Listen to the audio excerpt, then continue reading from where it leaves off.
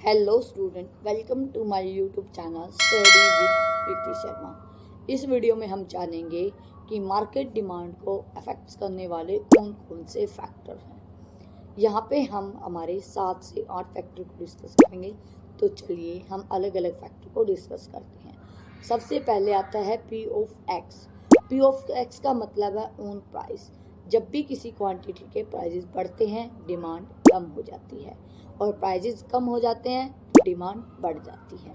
ये था जी आपका फर्स्ट फैक्टर। सेकंड फैक्टर है जी आपका P of R, price of related goods. इसमें आपके दो केसेस बनते हैं। पहला है जी आपका कॉम्प्लीमेंट्री गुड्स, दूसरा है जी आपका सब्स्टिट्यूट गुड्स। कॉम्प्लीमेंट्री गुड्स मतलब जो एक साथ जॉइंटली यूज होते हैं उसको बोला जाता है जी कॉम्प्लीमेंट्री गुड्स। जैसे कार और पेट्रोल। अगर पेट्रोल के प्राइसेस बढ़ जाएंगे तो कार की डिमांड कम हो जाएगी। पेट्रोल के प्राइसेस आपके अगर कम हो जाते हैं तो कार की डिमांड बढ़ जाती है। यानी कि पी ऑफ एक्स और क्वांटिटी ऑफ वाई के अंदर इनवर्स रिलेशन है। इसी का सेकंड पार्ट है जी आपका सब्स्टिट्यूट गुड्स। सब्स्टिट्यूट गुड्स वो गुड्स होते हैं जो एक की जगह दूसरा रिप्लेस होकर यूज होता है, जैसे कि टी एंड कॉफ़ी। अगर टी के प्राइसेस कम हो जाते हैं तो क्वांटिटी बढ़ेगी कॉफ़ी की। अगर टी आपकी कॉस्टली हो जाती है, प्राइजेस बढ़ जाते हैं, तो डिमांड बढ़ेगी जी आपकी कॉफ़ी की। यहाँ पे आपका पी ऑफ एक्स और क्या ऑफ वाई के अंदर डायरेक्ट रिलेशन है। थर्ड है जी आपका वाई। वाई मतलब इनकम। इनकम का डिमांड के साथ पॉजिटिव रिलेशन है।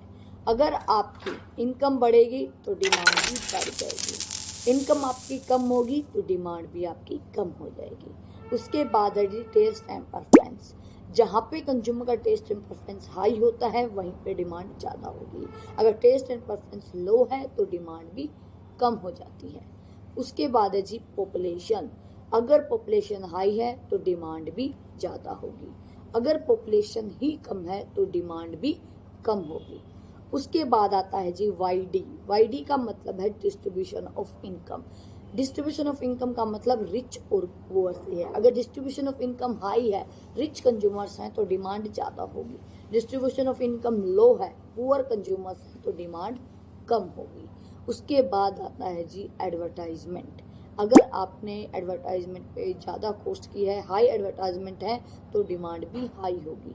अगर एडवर्टाइजमेंट आपकी लो है तो डिमांड भी आपकी लो होगी। ये वो फैक्टर्स थे जो मार्केट डिमांड को अफेक्ट करते हैं।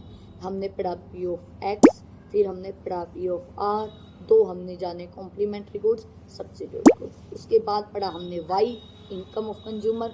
उसके बाद हमने पढ़ा टेस्ट एंड प्रेफरेंस। उसके बाद हमने पढ़ा पॉपुलेशन।